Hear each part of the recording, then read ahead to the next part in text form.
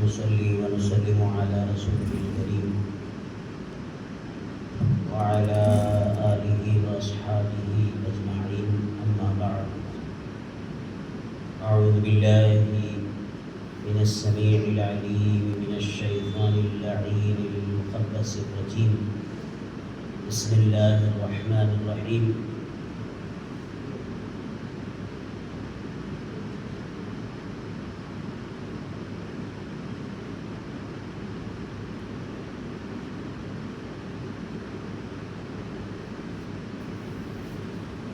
إن أولياؤه إلا المتقون.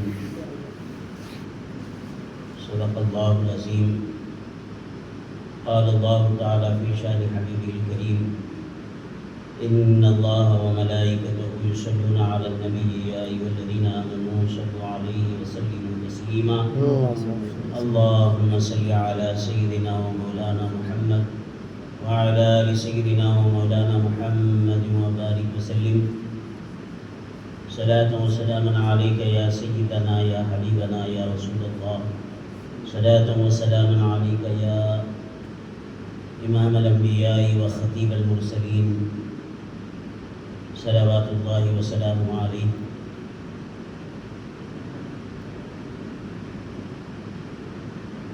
قال الله عز وجل في شأن حبيبه: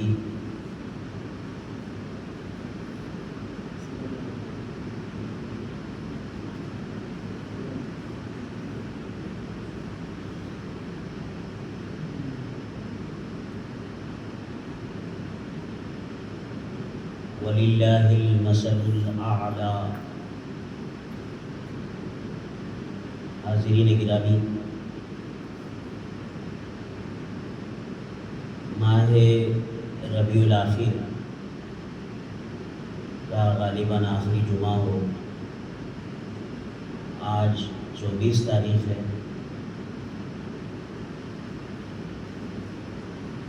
گزشتہ 4 جمعوں سے غالباً مناقب شیخ عبد القادر جیلانی غوث الاعظم رضی اللہ تعالیٰ عنہ بیان کرنے کی سعادت حاصل کی جا رہی ہے. کما حق وہ مناقب بیان نہیں ہو پائے. آج اس کی آخری کڑی ہے.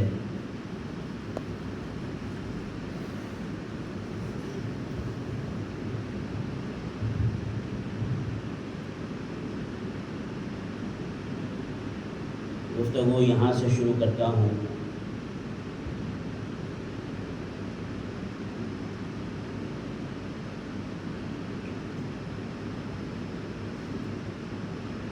کہ سرکار سیدنا شیخ عبد القادر جیلانی غوث الاعظم قدس سرہ النورانی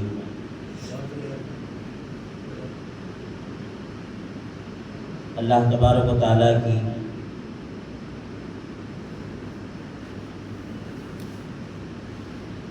وہ عظیم عنایت ہے اس امت کو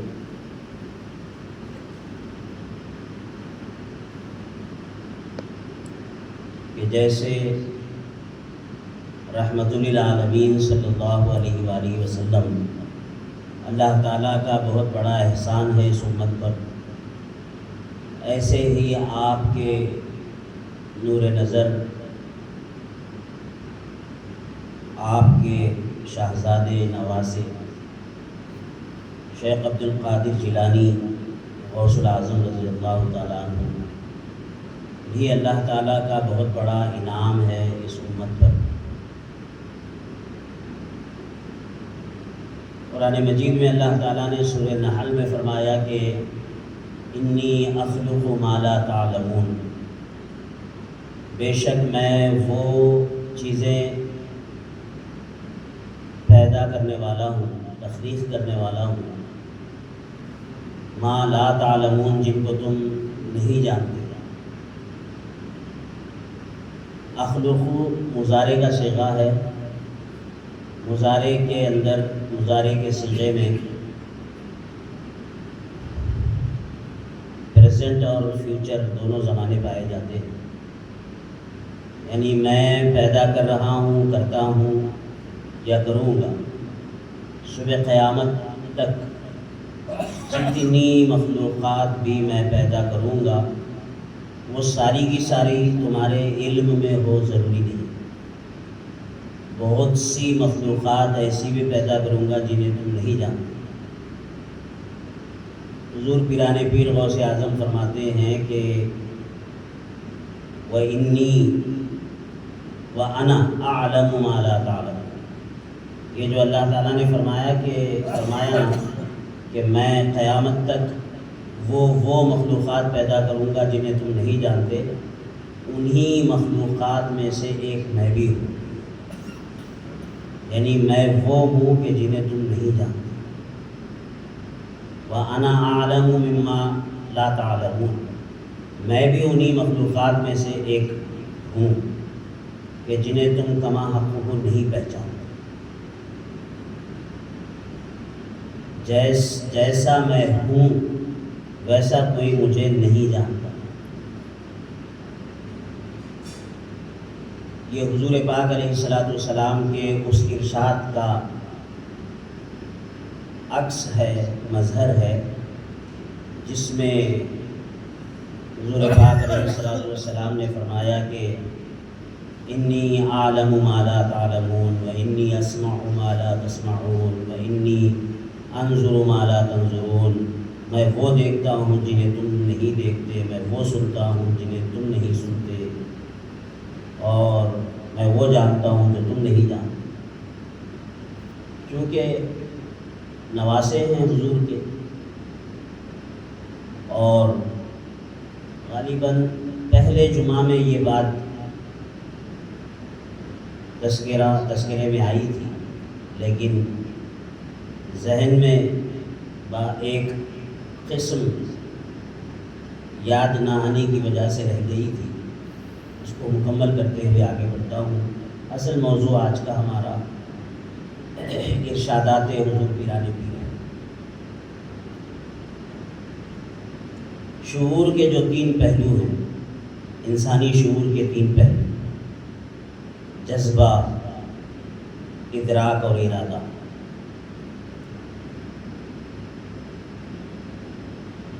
تو جو جذبے والے ہوتے ہیں، جن کے شعور کا حصہ جذبے سے عبارت ہوتا ہے یا جذباتیت ان کے اندر زیادہ ہوتی ہے، آپ اعلانیہ پہچان سکتے ہیں ایسے انسانوں کو. یعنی اجاگر ہو کر، ظاہر ہو کر نظر آتے ہیں کہ یہ بڑا جذباتی بندہ ہے، یہ بڑا اصول پسند ہے، یہ ارادے کا پختہ ہے. اعلانیہ معلوم ہو جاتا ہے. تو کچھ بندے ہوتے ہیں جو جذباتی ہوتے ہیں، نفع نقصان کی پرواہ کیے بغیر جذباتی فیصلے کرتے ہیں. تو یہ شعور کے پہلو ہیں: جذبہ، ادراک اور ارادہ. تو جو جذباتی ہوتے ہیں اور اللہ کے خاص بندے ہوں، اولیاء اللہ میں سے ہوں اگر وہ، تو ان کو جو نسبت ملتی ہے اس نسبت کو نسبت محبت کہتے ہیں. جذبے والوں کو اللہ تعالیٰ کی طرف سے ایک نسبت عطا ہوتی ہے، تو جذبے والوں کو نسبت محبت ملتی ہے. اس کی مثال انبیاء اکرام میں عیسیٰ علیہ السلام ہے کہ آپ جذباتی ہیں اور محبت کا پیکر ہے. بڑا مشہور آپ کا فرمان ہے کہ اگر تمہارے گال پر کوئی ایک چانٹا مارے تو دوسرا پیش کر دو. یہ محبت کا مظہر ہے ان کا یہ فرمان. ادراک کا جو پہلو ہے شعور کا، اولیاء اللہ میں سے جو یہ پہلو رکھتے ہیں، ادراک والا پہلو جن کے، یعنی ادراک کا مطلب علم، جانکاری، درک. علم و ادراک دونوں اکٹھا بولے جاتے ہیں نا الفاظ، علم و ادراک. تو ان کو جو نسبت ملتی ہے اس کو نسبت معرفت کہتے ہیں۔ اور انبیاء اکرام میں ان کی مثال ابراہیم علیہ السلام کی ہے کہ ابراہیم علیہ السلام کو اللہ تعالیٰ نے معرفت عطا فرمائی۔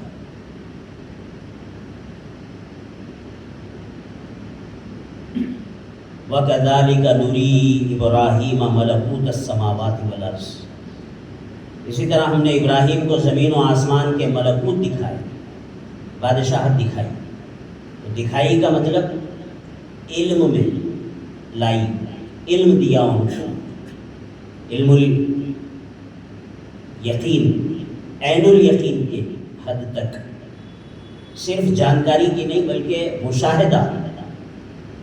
علم کی بھی اقسام ہیں نا، ایک نیرا علم ہے، ایک عین الیقین ہے، ایک حق الیقین ہے۔ علم الیقین، عین الیقین اور حق الیقین تصوف کی اصطلاحات ہیں یہ۔ تو علم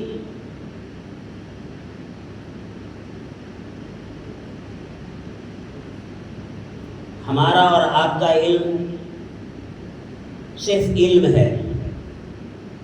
اولیاء اللہ کو جو علم عطا ہوتا ہے وہ یقین کے درجے میں ہوتا ہے، عین الیقین کے درجے میں، مشاہدہ کرتے ہیں۔ انبیاء اکرام اور رسولان اعظام کو حق الیقین کا درجہ حاصل ہوتا ہے، علم میں کوئی شک و شبہ نہیں ہوتا۔ ہم علم حاصل کر کے بھی کما حقہ دعویٰ نہیں کر سکتے کہ ہمیں یقین ہے،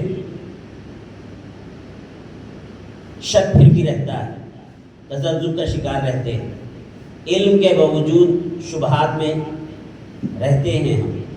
لیکن اولیاء اللہ شبہات میں نہیں رہتے، ان کا علم عین الیقین ہوتا ہے، آنکھ سے دیکھا ہوا۔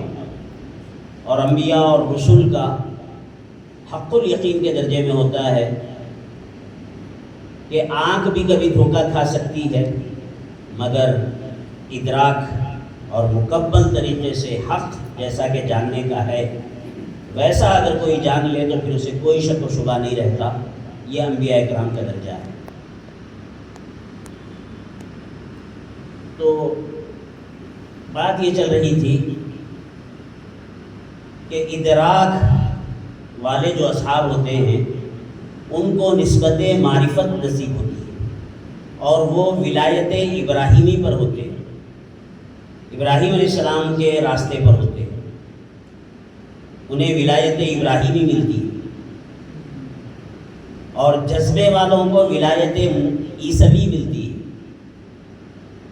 اور تیسرا ہے ارادہ، جذبہ ہو گیا، ادراک ہو گیا، جذبے والوں کو نسبت محبت ملتی ہے، وہ ولایت عیسوی پر ہوتے ہیں، عیسوی پر۔ ادراک والوں کو نسبت معرفت ملتی ہے اور وہ ولایت ابراہیمی پر ہوتے ہیں۔ اور ارادے والے ان کو نسبت اطاعت ملتی ہے اور وہ ولایت موسوی پر ہوتے ہیں۔ موسیٰ علیہ السلام اطاعت و انقیاد، فرمانبرداری، جو حکم ملا رب کا اس پر عمل کیا، اطاعت۔ عیسیٰ علیہ السلام کے اندر محبت کا جذبہ، محبت زیادہ ہے، موسیٰ علیہ السلام کے ہاں اطاعت ہے، ابراہیم علیہ السلام کے پاس معرفت ہے۔ تو اس طرح حضور پاک علیہ الصلوۃ والسلام کی امت کے اولیاء کسی نہ کسی ولی کے راستے پر ہوتے ہیں۔ کسی کو ولایت عیسوی نصیب ہوتی ہے، اہل محبت ہوتے ہیں۔ گناہ گار سے گناہ گار بھی آیا تو اس کو نظام الدین محبوب الہی، بلکہ سارے ہی چشتی سلسلے چشتیہ کے سارے ہی بزرگان دین اتنے محبت والے کہ کبھی کسی کو دھتکارا نہیں، تو گندا ہے، تو گناہ گار ہے، نکل، اس طرح کبھی دھتکارا نہیں، ہمیشہ قریب کیا، بندگان خدا کو قریب کیا، ذات پات کا لحاظ کیے بغیر کھلایا، تیمارداریاں کی، ان کے دکھ کو اپنا دکھ سمجھا۔ بستی نظام الدین دہلی میں آگ لگی غیر مسلموں کے علاقے میں، نظام الدین محبوب الہی چھت پہ چڑھ کر دھوپ کی اور سورج کی تمازت ننگے بدن پر جھیل رہے ہیں۔ مریدوں نے پوچھا حضرت یہ کیا ہے؟ کہا کہ ہمارے برادران وطن کے گھر جلے ہیں، کچھ نہ کچھ آگ کی تپش ان کے جسموں نے محسوس کی ہے، تو اس تپش کو میں بھی محسوس کر رہا ہوں سورج میں ننگے بدن کھڑے ہو کر۔ ایک اپنائیت اور ایک محبت، جذبہ۔ تو حضور کی امت کے اولیاء میں ایسے اولیاء اللہ بھی ملتے ہیں جن کے اندر جذبہ محبت کوٹ کوٹ کر بھری ہوتی ہے، اور کچھ ہوتے ہیں جو ادراک، معرفت، اسرار، حقائق، دقائق تصوف کے علم کے سمندر بہاتے ہیں، دریا بہاتے ہیں، اور مریدین کو معرفت عطا کرتے ہیں، حقائق سے آگاہ کرتے ہیں۔ آج بہت کم خانقاہیں رہ گئی جہاں تعلیمات ہیں، تعلیمات بہت کم رہ گئی خانقاہوں میں، ارشادات ہیں بس۔ جو بھی خانقاہ کے گدہ نشین ہے یا صاحب ہیں، صاحب قبلہ، پیر و مرشد، رہنما، وہ یا تو بزرگان دین کے ارشادات سناتے ہیں، یا جو ہے بعض تو ایسے ہیں جن کے پاس سوائے شاعری کی کچھ بھی نہیں، بس اشعار ہیں۔ تعلیمات، کلمہ طیبہ، کلمہ توحید کے اسرار، یہ بہت کم پیران نظام کے پاس تعلیمات رہ گئی ہیں۔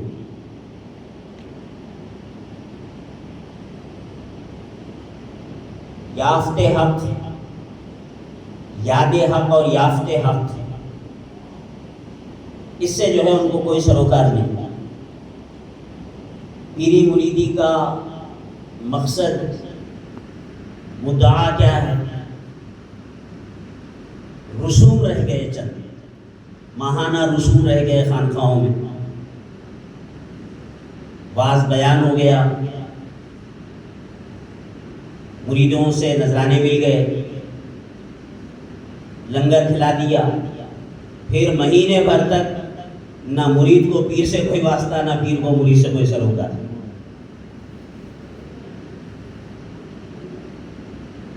تو وہ چلہ کشی چلے ہوا کرتے تھے، 40 دن تربیت میں رکھ کر، اپنے قریب رکھ کر تزکیہ کرتے تھے، اور تعلیمات سے مزین کرتے تھے مریدین کو کہ تقویٰ کیا ہے، طہارت کیا ہے، ایمان کیا ہے، اسلام کیا ہے، احسان کیا ہے۔ احسان پر تعلیمات ہوتی تھی، احسان کی تعلیمات احسان، تصوف، یہ بہت کم خانقاہوں میں اب رہ گیا ہے۔ اقبال نے بہت پہلے اس کا رونا رویا تھا، کہا تھا کہ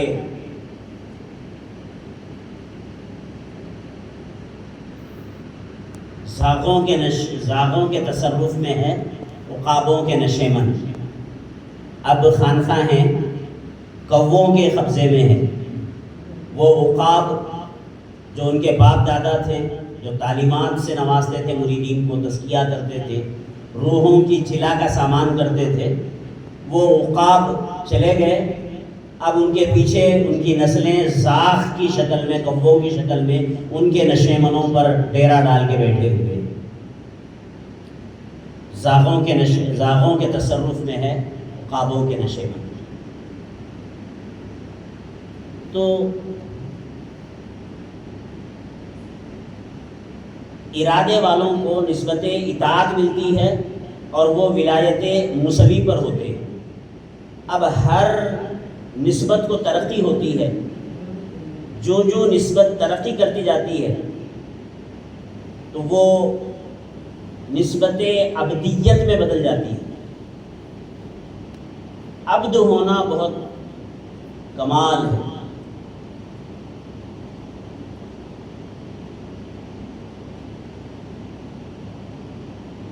عبد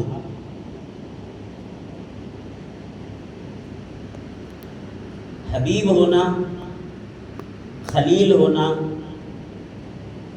نجی ہونا، روح اللہ ہونا، صفی اللہ ہونا، کلیم اللہ ہونا، یہ سب بندے کے فوائد میں سے ہے۔ آدم علیہ السلام کا فائدہ ہے ان کے صفی اللہ ہونے میں، ابراہیم علیہ السلام کی عظمت ہے خلیل اللہ ہونے میں۔ اللہ تعالیٰ تو یہ چاہتا ہے کہ خلیل اللہ بعد میں بن، پہلے عبداللہ بن، اللہ کا بندہ بن۔ جب اللہ کا بندہ بنتا ہے تو پھر اللہ تعالیٰ خلیل اللہ بھی بناتا ہے، روح اللہ بھی بناتا ہے، کلیم اللہ بھی بناتا ہے۔ اسی لیے حضور پاک علیہ السلام حبیب اللہ ہیں، مگر معراج کی شب اللہ تعالیٰ نے پوچھا کہ حبیب آپ کو کس لقب سے یاد کروں، کس نام سے تمہیں آواز دوں، پکاروں؟ تو حضور پاک علیہ السلام نے فرمایا مولا مجھے نسبت عبدیت عطا فرما۔ نسبت حبیبی نہیں مانگا حضور نے، نسبت خلت نہیں مانگا، خلیل کہہ کے مجھے بولا، حبیب کہہ کے مجھے بولا۔ حالانکہ حضور حبیب بھی ہیں، خلیل بھی ہیں، کلیم بھی ہیں اللہ کے، لیکن خواہش نہیں کی کہ مجھے ان القابات سے یاد کرنا، بلکہ مجھے اپنا بندہ کہہ کر پکار۔ اسی لیے اللہ تعالیٰ نے معراج کا واقعہ بیان کرتے ہوئے اسی صفت کا ذکر فرمایا، سبحان الذی اسریٰ بعبدہ۔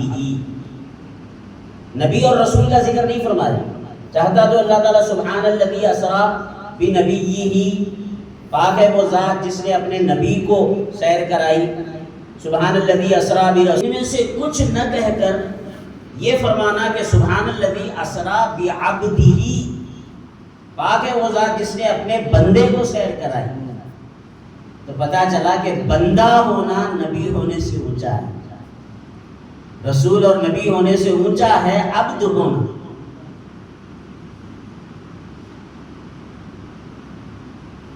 تو نسبت عبدیت ملتی ہے جب ولایتوں کو، نسبتوں کو ترقی ہوتی ہے، اولیاء اللہ کے نسبتوں کو، نسبت محبت کو، نسبت اطاعت کو، نسبت معرفت کو ترقی ہوتی ہے، تو پھر وہ ولی نسبت عبدیت میں گم ہو جاتا ہے۔ نسبت عبدیت کی انتہا پر جب پہنچتا ہے تو اس کو ولایت محمدی نصیب ہوتی ہے۔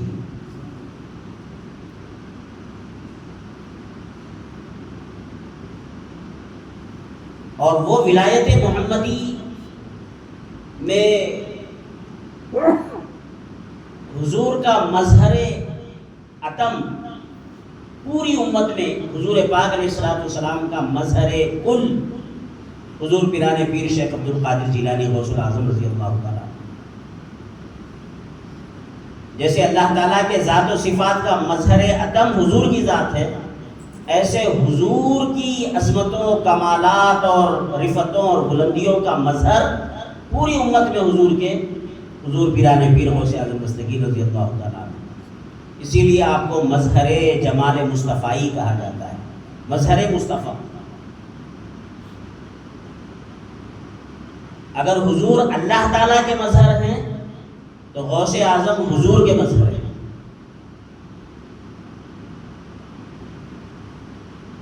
تو آپ کی شانیں تو 2-3 جمعے بیان ہوئی ہے،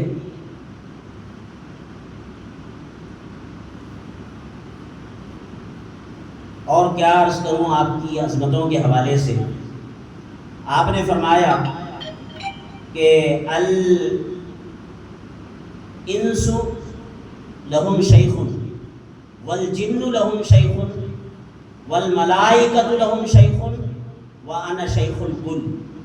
انسانوں کے بھی شیخ ہوتے ہیں، جنوں کے بھی شیخ ہوتے ہیں، ملائکہ کے بھی الگ شیخ ہوتے ہیں، مگر یاد رکھنا میں سب کا شیخ ہوں، میں سب کا شیخ ہوں، وانا شیخ الکل۔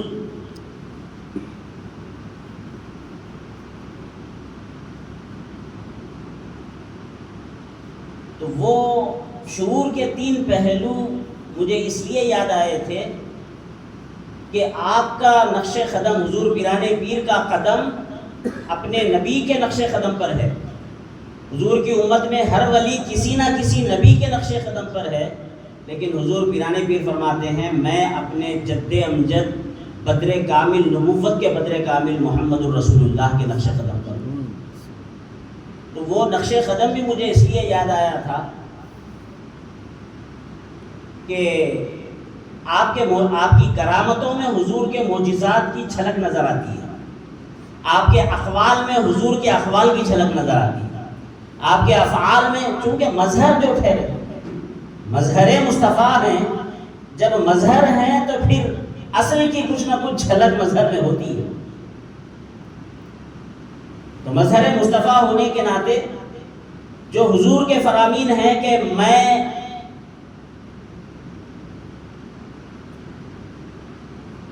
کیا ہوں، اللہم صلی علی سیدنا و مولانا محمد وعلی آل سیدنا و مولانا محمد افضل صلواتک و اعظم معلوماتک و بارک وسلم. وہ سنتا ہوں جو تم نہیں سنتے، میں وہ دیکھتا ہوں جو تم نہیں دیکھتے، میں وہ جانتا ہوں جو تم نہیں جانتے. تو ان فرامین کی جھلک آپ کے اس فرمان میں نظر آتی ہے کہ میں وہ ہوں اللہ کی مخلوقات میں سے ایسی مخلوق ہوں جسے تم نہیں جانتے.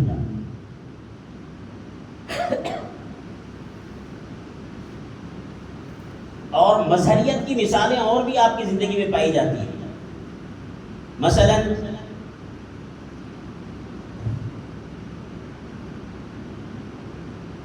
حضور پاک علیہ السلام جب بطن مادر میں تھے، بی بی آمنہ رضی اللہ تعالیٰ عنہ کے شکم میں تھے، تو آپ نے فرمایا بعد میں، حدیث پاک ہے کہ میں اپنے ماں کے پیٹ میں سنا کرتا تھا.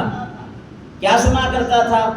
عرش الہی کے نیچے چاند جب سجدہ کرتا تو اس کے سجدہ کرنے کی وجہ سے جو آواز پیدا ہوتی، اس آواز کو میں اپنے ماں کے پیٹ میں سنتا. حضور پاک علیہ السلام کا یہ فرمان. اب حضور پیران پیر مظہر مصطفیٰ ہیں تو فرماتے ہیں کہ میں اپنی ماں کے پیٹ میں، ماں چھینک کر الحمدللہ کہتی ہے تو اس الحمدللہ کو سنتا تھا اور یرحمک اللہ کہہ کر جواب دیتا تھا. مظہریت ہے، نقش قدم پر ہیں حضور کے. حضور جس سال پیدا ہوئے پوری دنیا میں خواتین کو لڑکے پیدا ہوئے.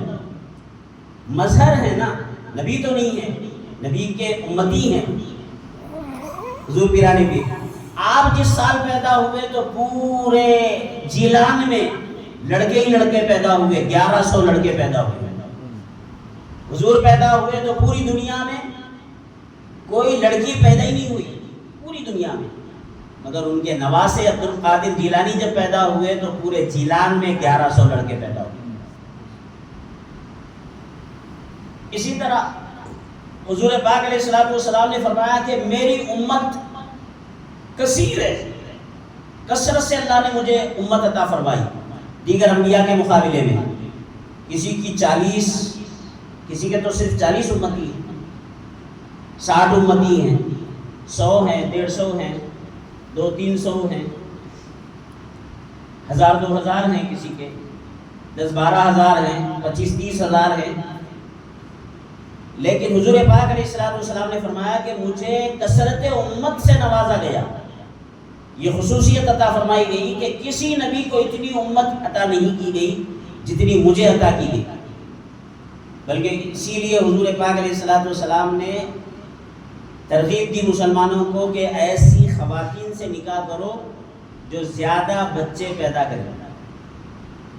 آپ خطبہ نکاح سنتے ہیں تو یہ حدیث ضرور خاجی صاحب کے منہ سے سنتے ہوں گے کہ تزوج الودود الولود فإنی اباہی بکم الامم، کہ لوگوں تزوج الودود الولود، زیادہ محبت کرنے والی اور زیادہ بچے دینے والی عورتوں سے نکاح کرو، اس لیے کہ تمہاری کثرت پر کل قیامت کے دن میں باقی انبیاء پر فخر کروں گا. فإنی اباہی بکم الامم، امت کے حوالے سے کہ میری امت کتنی زیادہ ہے میں فخر کروں گا دوسرے نبیوں پر۔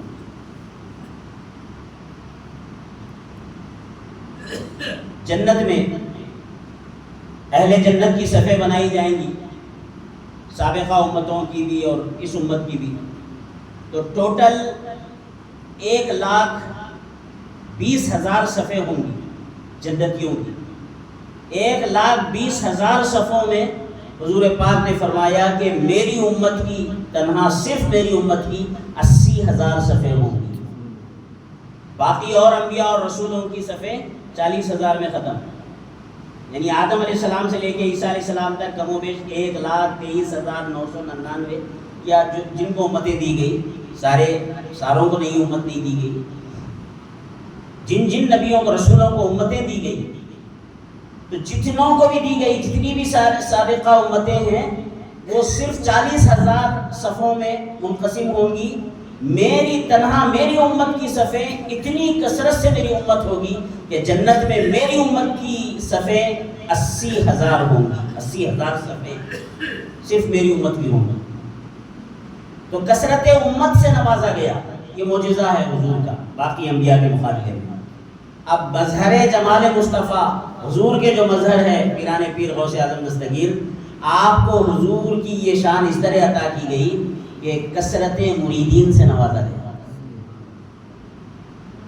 حضور کو اگر کثرت امت سے نوازا گیا تو آپ کو مریدین کی کثرت، کسی سلسلے کے پیران اعظام کے اتنے مرید نہیں جتنے شیخ عبد القادر جیلانی غوث اعظم دستگیر کے مرید دنیا میں آج موجود ہیں، کل بھی موجود تھے، آگے آنے والے دنوں میں موجود رہیں گے۔ کثرت سے حضور پیران پیر کو مریدین عطا کیے گئے، بلکہ چشتیہ سلسلے میں بھی آپ ہی کا فیض ہے، نقشبندی سلسلے میں آپ ہی کا فیض ہے، سہروردیہ سلسلے میں آپ ہی کا فیض ہے۔ نجیب الدین سہروردی رحمۃ اللہ تعالی علیہ کے سینے سے علم ظاہر اور فلسفے کا علم نکال کر روحانیت کا علم کس نے ڈالا؟ تاریخ گواہ ہے، حضور پیران پیر کے دست اقدس نے آپ کے سینے سے علم تصوف کو مٹا کر محو کر کے علم روحانیت کو بھرا ہے۔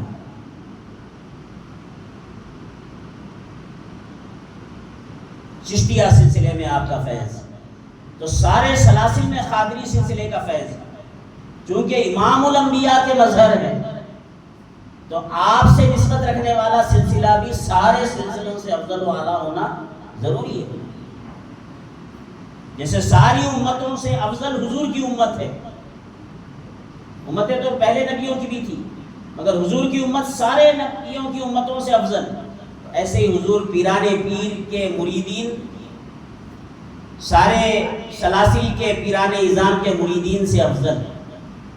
قادری نسبت بڑی چیز ہے، قادری کر قادری رکھ قادریوں میں اٹھا، عبد القادر عبد قادر قدرت نما کے واسطے، یوں ہی نہیں کہا اعلیٰ حضرت نے کہ قادری سلسلہ سارے سلسلوں کا منبع ہے، سرچشمہ ہے، فیض قادری سلسلے ہی سے آ رہا ہے باقی سلسلوں میں۔ اور یہ منتج ہوتا ہے حضرت مولا کائنات علی شیر خدا رضی اللہ تعالیٰ عنہ پر۔ سارے سلاسل نقشبندی سلسلہ حضرت ابوبکر صدیق رضی اللہ تعالیٰ عنہ پر منتہا ہوتا ہے، باقی سلاسل حضرت علی شیر خدا رضی اللہ تعالیٰ عنہ پر۔ تو کثرت مریدین سے نوازا گیا۔ پھر حضور پاک علیہ السلام کو کثرت معجزات سے نوازا گیا، معجزات کثرت سے عطا فرمائے گئے حضور کو۔ باقی سارے انبیاء کو جو معجزات دیے گئے وہ بھی حضور کو عطا کیے گئے اور اس سے بہتر اور بڑھ کر حضور کو عطا کیے گئے۔ تو حضور پیران پیر کو کرامتوں، کثرت کرامات سے نوازا گیا، مظہر مصطفیٰ ہونے کے ناطے کثرت کرامات سے نوازا گیا۔ نانا کو کثرت معجزات سے، نواسے کو کثرت کرامات سے۔ اور غالباً دوسرے یا تیسرے جمعے میں یہ بحث بھی چلی تھی، جو بات ادھوری رہ گئی آج مکمل کر دینا چاہتا ہوں کہ کبھی بھی لفظ کرامت سن کر، کرامت کا لغوی معنی ہے بزرگی، کروما یکرمو کے معنی ہے بزرگ ہوا، کرامت اسی سے ہے بزرگی۔ ان اکرمکم عند اللہ اتقاکم، اللہ کے نزدیک بزرگ وہ ہے جو اللہ سے زیادہ ڈرنے والا ہے۔ تو کرامت کے معنی بزرگی۔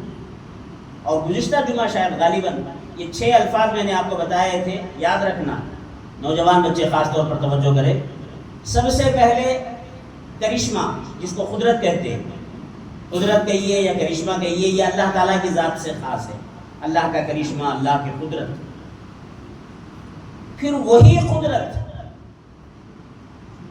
اللہ تبارک و تعالیٰ تو ہر لمحہ صاحب قدرت ہے، دنیا میں بھی اسی کی قدرت ہے، آخرت میں تو ہے ہی اس کی قدرت، مالک یوم الدین، روز جزا کے دن کا مالک ہوں فرمایا اللہ تعالیٰ نے۔ کون ہے آج کے دن کا مالک؟ لمن الملک اليوم للہ الواحد القہار، آج کے دن کا مالک کون ہے؟ تو مالک یوم الدین، قیامت کے دن کا تو وہ مالک ہے ہی، یعنی قدرتیں ساری اس دن اسی کی ہوگی۔ لیکن دنیا میں جو قدرتیں اس کی ہے اور آخرت میں جو ہوں گی اس میں ایک باریک فرق ہے۔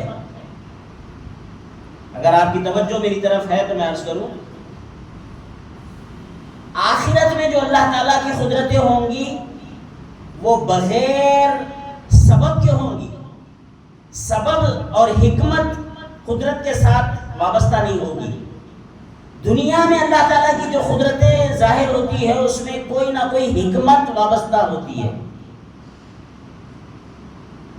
حکمتوں کے ساتھ قدرتیں ہیں۔ مثلا سلانا، نیند میں لے جانا کس کی قدرت ہے؟ بندہ چاہے تو سو سکتا ہے، لاکھ چاہو سونے کی کوشش کرو، نیند من جانب اللہ ہے، جب آنی ہے تبھی آتی ہے۔ اگر نہیں آئی، نیند نہیں آئی، آپ لاکھ سونے کی کوشش کرو، کروٹیں بدلتے بدلتے پریشان ہو جاؤ گے مگر نیند نہیں آئے گی، اور وہ اچانک آتی ہے، ٹائم فکس نہیں ہوتا اس کا کہ اتنے بج کر اتنے منٹ پہ میں نیند میں رہوں گا، نہیں بول سکتے آپ۔ ابھی آنکھ بند کر کے بس سوچ ہی رہے تھے کب چلے گئے نیند میں، پتہ ہی نہیں چلتا۔ تو نیند من جانب اللہ ہے، اور اسی طرح بیدار ہونا بھی من جانب اللہ ہے۔ نیند موت کی بہن ہے، ایک طرح سے وہ موت کی بہن ہے، یعنی موت ہی کی شکل ہے نیند بھی۔ اسی لیے تو دعا میں کیا پڑھتے ہیں ہم؟ بیدار ہونے کے بعد جو دعا پڑھی جاتی ہے اس میں اسی موت اور حیات کا ذکر کیا جاتا ہے، الحمدللہ الذی احیا۔ بیدار ہو گئے کا مطلب جی گئے، اب شکر کر رہے اللہ کا، الحمدللہ الذی، اس رب کی تعریف، اس اللہ کی تعریف ہے، تمام تعریفیں اس اللہ کے لیے ہے جس نے احیانا، ہمیں زندہ کیا، بعد ما ماتنا، بعد ہمارے مرنے کے، وَإِلَيْهِ النُّشُورُ، اور اسی کی طرف پلٹ کر جانا ہے۔ تو نیند موت کی بہن ہے، تو ہم خود چاہ کے سو نہیں سکتے، چاہ کے بیدار نہیں ہو سکتے، من جانب اللہ ہے۔ تو قدرت اللہ کی ہے، بندے کا سو جانا، بندے کا بیدار ہو جانا۔ سو کے نیند ہی نیند میں بہن سے اگر ملاقات ہو گئی تو ادھر سے ادھر ہی، ادھر بہن سے اگر ملاقات ہو گئی موت سے نیند میں جانے کے بعد تو ادھر سے ادھر ہی چلے، پھر واپسی ممکن نہیں ہے۔ لیکن بہن سے نہیں ملا کر دوبارہ جو حیات دے کر اٹھا دیتا ہے، بیدار کر دیتا ہے، تو یہ قدرت ہے اللہ تعالیٰ کی۔ اور کچھ بندے ایسے ہوتے ہیں جو 4 دن نہیں سوتے، جاگتے رہتے ہیں، اللہ والے خاص طور پر، کثرت یعنی کم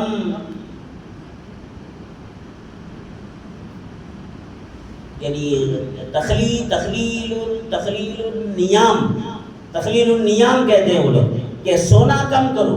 تصوف کی تعلیمات میں سے پہلی بنیادی تعلیمات میں سے ہے کہ کم کھاؤ، تخلیل الطعام، روحانیت کو اچھا کرنا چاہتے ہو، اللہ سے تعلق جوڑنا چاہتے ہو تو کم کھاؤ، تخلیل الطعام، قلت طعام، قلت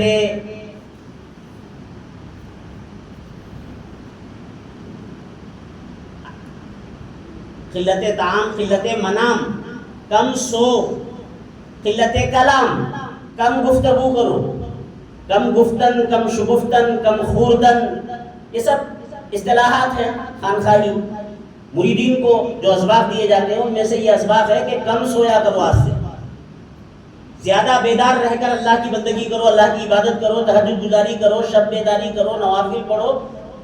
اگر آج تک 6-8 گھنٹے سوتے تھے تو آج سے 4 گھنٹے سویا کرو. پیران نظام مریدین کی جو تربیت کرتے ہیں تو کم سونے کی ترغیب دیتے ہیں، کم کھانے کی. 3 ٹائم کھاتے تھے تو 2 ٹائم کھاؤ، 3 روزے رہتے تھے تو جو ہے 5-6 روزے، 8-10 روزے رہو مہینے میں. تو اس طرح کم کھانے کی ترغیب دیتے ہیں، کیونکہ روح کی جلا کے لیے یہ ساری چیزیں ضروری ہے. کم سونا، کم سوئیں گے تو رات میں قیام کریں گے، اللہ کی بارگاہ میں ٹھہریں گے، عبادت کریں گے، تو پھر روح جلا پائے گی، رتبہ بلند ہوگا، اللہ کے محبوب بنیں گے. سوتے پڑے رہنے والے بھی اللہ کے محبوب ہوتے ہیں کیا؟ رومی ہو کہ رازی ہو کہ غزالی ہو، کچھ ہاتھ نہیں آتا بے آہ سحرگاہی. اقبال نے کہا تھا رومی ہو کہ رازی ہو کہ غزالی ہو. جلال الدین رومی اگر مولائے روم بن گئے تو ایسے نہیں بنے. فخر الدین رازی ایسے ہی فخر الدین رازی نہیں بن گئے. امام غزالی ایسے امام غزالی نہیں ہو گئے. کچھ ہاتھ نہیں آتا بے آہ سحرگاہی. سحر کے وقت اٹھ کر آہ آہ آہ مولا اللہ اللہ اللہ کرے بغیر، سحر کے وقت میں بیدار ہوئے بغیر کسی کو مرتبے نہیں ملتے. سحر کی بیداری کے وقت اٹھ کر بندہ محنت کرتا ہے تو وہ غزالی بنتا ہے، وہ راضی بنتا ہے، پھر وہ رومی بنتا ہے.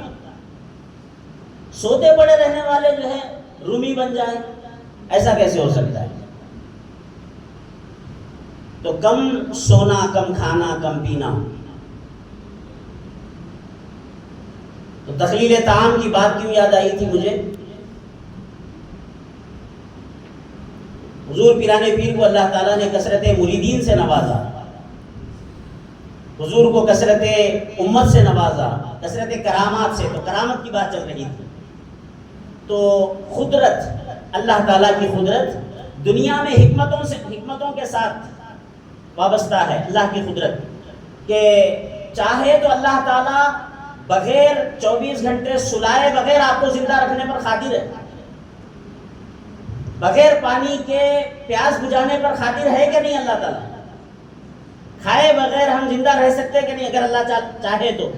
قدرت ہے اللہ تعالیٰ کو، لیکن اس کی قدرت حکمت کے ساتھ وابستہ ہے کہ کھائے گا تو جیے گا، پیے گا تو پیاس بجھے گی، سوئے گا تو صحت مند رہے گا. بغیر سلائے کے صرف جاگتے رہنا، ایسی قدرت تو ہے اللہ تعالیٰ کو، مگر حکمت ہے سلانے میں. یہ دنیا ہے، اس کی یہ قدرت حکمت کے ساتھ ہے کہ سلانے میں بندے کو حکمت ہے. اس کی صحت کا راز مضمر ہے. خالی جاگتا رہے گا تو صحت خراب ہوگی. اگرچہ کہ مجھے قدرت ہے صحت مند رکھوں اور بغیر سلائے کے جو ہے اس کو، جیسے اصحاب کہف کو 309 سال سلا کے رکھا، جیسے اس کو یہ قدرت ہے کہ 309 سال تک بندوں کو سلا کر رکھ سکتا ہے، ویسے ہی چاہے تو وہ بندوں کو 309 سال تک سلائے بغیر بیدار رکھ کر صحت مند رکھنے پر اس کو قدرت حاصل ہے. لیکن چونکہ حکمتیں ہیں کائنات کی، اسباب ہے، یہ دار الاسباب، تو اسباب سے کام کرتا ہے اللہ تعالیٰ کہ بندہ کچھ سوئے کچھ جاگے. لیکن آخرت میں اس کی یہ قدرتیں حکمت کے ساتھ وابستہ نہیں ہوگی، صرف قدرتیں ہی قدرتیں ہوں گی. اسی لیے آپ کو معلوم ہے یا نہیں معلوم پتہ نہیں مجھے، یاد رکھ لیں کہ جنت میں نیند کا نام و نشان نہیں ہے. جنت میں کوئی سوئے گا نہیں، جنت سونے کی جگہ ہے ہی نہیں، نیند ہی نہیں ہے وہاں پر، صرف جاگتے رہنا ہے، بس موج کرنا ہے. جو کچھ دنیا میں اچھائیاں نیکیاں کر کے گئے اس کا صلہ پاتے ہوئے اللہ کے فضل و کرم کے ساتھ یا محض اللہ کے فضل و کرم پر اعمال کا کوئی بھروسہ نہیں؟ اللہ کے محض فضل و کرم پر حضور کے صدقے جنت اگر مل گئی تو صرف عیش ہی عیش ہے، کوئی عمل کی زحمت نہیں، نمازوں کی زحمت نہیں، سجدوں کی زحمت نہیں، یہاں تک کہ سونے کی زحمت نہیں۔ سونے کی بھی عادت نہیں ہوگی جنتی کو کہ نیند ہونا ضروری ہے ورنہ زندہ کیسے رہوں گا، ایسی کوئی بات جنت میں نہیں ہوگی۔ تو اللہ تعالیٰ جنت میں بغیر نیند کے سب کو سلامت رکھے گا، یہ اس کی قدرت ہے، اور بغیر کسی سبب کے وابستہ ہوئے بغیر۔ تو اسی اللہ تعالیٰ کی قدرت کو اگر وہ اپنی ذات کے علاوہ اپنا جو میسنجر بھیجتا ہے، جو پیغمبر، جو رسول اور نبی بندوں کی رشد و ہدایت کے لیے بھیجتا ہے، بندے اگر اس کے لیے دلیل طلب کریں کہ تو ہمارے رب کے پاس سے آیا ہے، ہمارے اللہ نے تجھے بھیجا ہے، میرے رب نے تجھے نبی بنا کر بھیجا ہے، اس پر دلیل کیا ہے، تو اس نبوت کو ثابت کرنے کے لیے، رسالت کو ثابت کرنے کے لیے نبی اور رسول جو خرق عادت کے الٹ، خرق کہتے ہیں پھٹنے کو، عادت کہتے ہیں عادت۔ اس سے پہلے بھی میں عرض کر رہا تھا کہ عادت کیا ہے ہماری؟ رات میں سونا، دن میں جاگنا۔ خرق عادت اگر کسی ولی اللہ کو یہ مل گئی کہ وہ راتوں کو بھی نہیں سوتے، جیسے خود میرے پیر و مرشد صوفی محمد بخشی تسکین نقشبندی رحمہ اللہ تعالی، میں حضرت سے ارادت کر کے تقریباً 20-22 سال ہوئے اور مجھے خلافت بھی حاصل ہے الحمدللہ۔ تو میں نے اپنے پیر و مرشد کو دیکھا ہے جب سے ارادت کیا تب سے کہ 24 گھنٹوں میں سے صرف 2 گھنٹے آپ آرام فرماتے، نیند 2 گھنٹے آرام فرمانا، نیند لیتے 24 گھنٹوں میں، باقی 22 گھنٹے آپ جاتے ہیں۔ تو ایسے بہت سے بندے ہیں۔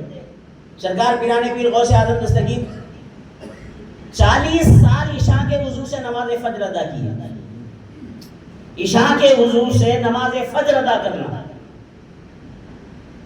یعنی رات کو پہلو بستر پہ لگا ہی نہیں۔ ان میں سے 15 سال ایسے ہیں پیران پیر کے کہ جس میں آپ نے 1-2 رکعت میں مکمل قرآن پاک پڑھا ہے 15 سال تک۔ حضور پیران پیر ایسے ہی بڑے پیر نہیں ہو گئے۔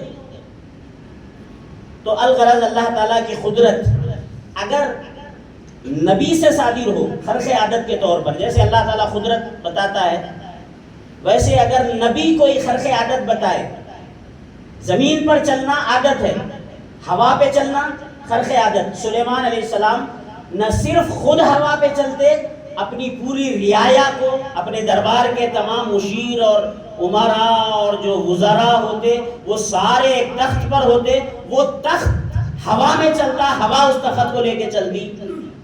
تو یہ خرق عادت ہے۔ عادت یہ ہے کہ انسان زمین پر چلتا ہے، اللہ کی قدرت یہ ہے، عادت یہ ہے کہ وہ زمین پر چلاتا ہے بندوں کو، مگر قدرت یہ ہے کہ وہ ہوا پہ چلانے پر بھی قادر ہے، جیسے سلیمان علیہ السلام کو چلایا۔ تو ایسے ہی اگر کسی اپنے نبی کو یہ خرق عادت دے دے یہ کام، تو اس کو معجزہ کہتے ہیں۔ اور نبی کا جو امتی ہوتا ہے، نبی کی اتباع اور پیروی میں وہی خرق عادت اگر ولی کو ملے، ولی ایسا کام کر دکھائے خرق عادت کے الٹ، تو اس کو کرامت کہتے ہیں۔ تو کرامت کا نام سن کر پریشان نہیں ہونا۔ حضور پیران پیر کی کرامتیں، ایسی ایسی کرامتیں آپ نے سنی ہوں گی۔ مرغی کھا رہے ہیں، ضعیفہ خاتون ایک بچے کو لائی، سرکار آپ سے بڑی محبت کرتا ہے، اس کو تربیت میں رکھیے، اپنے خانقاہ میں چھوڑ کے چلے گئی۔ 6-8 مہینے بعد آئی بچے سے ملنے کے لیے، دیکھا کہ خانقاہ کے باہر بیٹھا، کٹورے میں برتن میں پانی ہے، سوکھی روٹیاں ہیں، سوکھی روٹیاں پانی میں ڈبو کے کھا رہا ہے۔ بڑی تکلیف ہوئی ماں کی، مامتا کو، اپنے بچے کو دیکھا کہ اس طرح سوکھی روٹیاں کھا رہا ہے۔ پہلے تو 6 مہینے کے بعد ملی، بچے کو سوکھی روٹیاں کھاتے ہوئے دیکھ کر بڑی پریشان ہوئی، اتنی معمولی غذا کھلاتے ہیں یہاں پر خانقاہ میں۔ خیر، جب سوچا کہ چلو ٹھیک ہے جیسا بھی ہے، خانقاہ میں تعلیم و تربیت کے لیے رکھا ہوا ہے، کھانے اور کھلانے کے مقصد سے تو نہیں رکھا گیا اس کو۔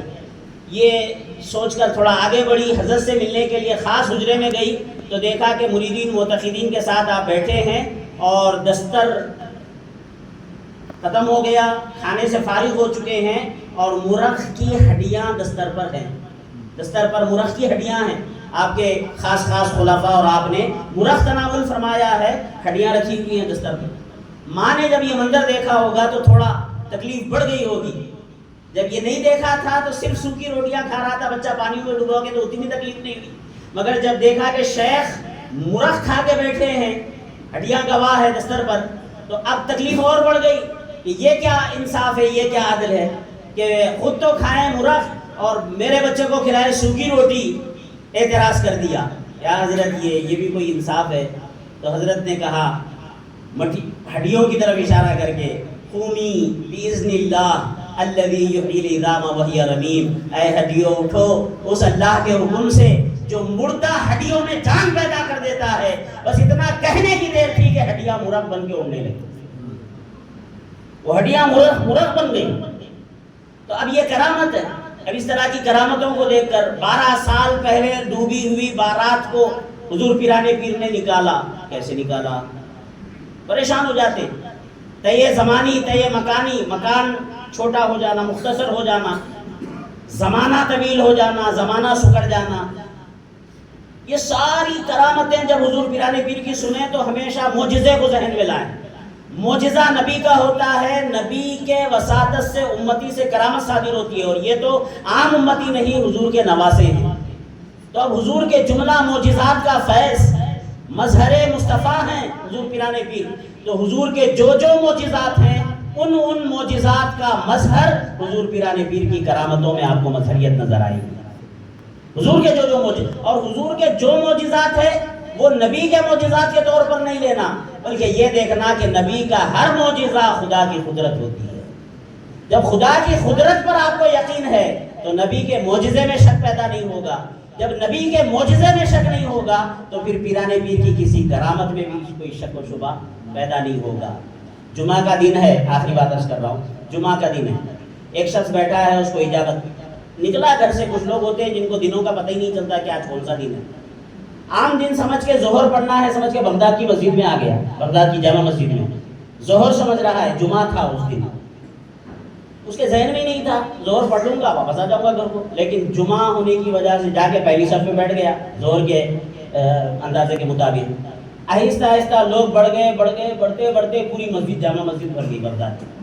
اب خطبہ ہو رہا ہے حضور پیرانے پیر کا، دوران خطبہ اس کو اجابت، حاجت، ضرورت محسوس ہوئی اور شدت کے ساتھ تقاضا ہوا ضرورت سے فارغ ہونے کا۔ کیسا کبھی نہ کبھی ہر انسان کو زندگی میں یہ موقع، یہ ایک مرحلہ آتا ہے کہ ایک دم پیٹ گڑبڑ کرتا ہے اور پریشان ہو جاتا ہے انسان کہ کیا کرے۔ تو ایسی حالت ہو گئی اس کی، اب پریشان ہے، دائیں دیکھتا ہے تو لوگوں کی قطار، بائیں بھی دیکھتا ہے تو ایک لمبی قطار، اٹھ کے گئے تک فارغ ہو جانے کا خدشہ ہے، اتنی تیزی سے جو ہے حاجت لگی ہوئی ہے، ضرورت محسوس ہو رہی ہے۔ حضور پیرانے پیر خطبہ دیتے دیتے اس کی تکلیف کو محسوس کیا۔ اسی طرح کہ اللہ والے علماء خانقاہوں میں اس طرح جو کندھے پر رومال ڈالا کرتے ہیں، یہ وہی اولیاء اللہ کی سنت ہے، ان کی ادا ہے۔ تو حضور پیرانے پیر کے بھی کندھے پہ کملی ہوا کرتی تھی، چادر ہوتی تھی، آپ نے چادر نکالا اور اس طرح اچھال کے اس کے اوپر ڈال دیا۔ سامنے بیٹھا تھا، اس کے سر پہ پڑ گئی کمبل، چادر، جیسے چادر سر پہ پڑی اپنے آپ کو ایک جنگل میں پاتا ہے، ایک جنگل میں پا رہا ہے جہاں سے دریا بہ رہا ہے، ساتھ میں اس کے کچھ رومال بھی ہے، چابیاں وغیرہ ہے۔ ضرورت سے فارغ ہوا، دریا سے آبدست کیا، ضرورت سے بیٹھنے سے پہلے چابیاں درخت کو لگایا، رومال رکھا وہاں۔ اب جیسے ہی آبدست سے فارغ ہو گیا، حضور پیرانے پیر نے اپنی چادر اٹھا لی، اس کے سر سے نکال لی۔ جیسے ہی نکالی تو وہ اپنے آپ کو جامع مسجد، بغداد کی جامع مسجد میں پا رہا ہے، اور چہرے پر پانی ہے، ہاتھوں پر پانی ہے، تر و تازہ وضو کر کے اسی دریا سے وضو بھی کر لیا تھا ضرورت سے فارغ ہونے کے بعد، باوضو پھر مسجد میں بیٹھا ہے، مگر اتنی جلدی آپ نے چادر نکالی کہ وہ چابیاں لینا اور رومال لینا بھول گیا، وہ وہیں پہ رہ گئے۔ آپ نے جیسے ہی کپڑا نکالا اپنے آپ کو مسجد میں پا رہا ہے۔ اب ایک زمانے کے بعد 6 ماہ کے بعد تجارت کی غرض سے پھر جانا ہوا، تو جاتے جاتے راستے میں دیکھا کہ ایک ویران جنگل ہے، اور جنگل جانا پہچانا سا لگ رہا ہے. تھوڑا اور غور و فکر اور تدبر کیا تو دریا بھی نظر آیا, اور دریا کو جب دیکھا تو درخت بھی نظر آیا. فوری خیال آیا کہ ارے ایک موقع پر میں بغداد کی مسجد میں بیٹھا تھا, ضرورت کی تقاضا ہوا تھا شدت کا, سرکار نے چادر ڈال کر جو ہے کرم فرمایا تھا, میں یہاں چابیاں بھولا تھا, دیکھوں تو صحیح کہ چابیاں ہے یا نہیں. دیکھتا کیا ہے کہ درخت پر رومال بھی موجود ہے, چابیاں بھی موجود ہیں. پھر آپ نے چادر نکال لی تو اپنے آپ کو وہاں مسجد, جب بغداد کی مسجد میں جامع مسجد میں پاتا ہے. تو اس طرح کی کرامتیں جب سنتے ہیں تو ذہن پریشان ہو جاتا ہے کہ یہ کیا ہے بھائی. تو یہ کیا ہے بولنے سے پہلے نبی کے معجزات کو ذہن میں رکھنا. نبی کے معجزات پہ تو شک و شبے کی گنجائش نہیں, اس لیے کہ معجزہ کہتے ہی اسے ہے جو عقل میں نہ آئے. اور نبی کے جو معجزات ہوتے ہیں وہ خدا کی قدرت ہوتی ہے. تو خدا کی قدرت پر تو کسی کو انکار نہیں, اللہ کی قدرت پر جس کو یقین ہے وہ اولیاء کی کرامتوں کا کبھی انکار نہیں کر سکتا. تعلیمات پیران پیر انشاءاللہ آئندہ جمعہ. السلام علیکم ورحمۃ اللہ وبرکاتہ. سنت اللہ.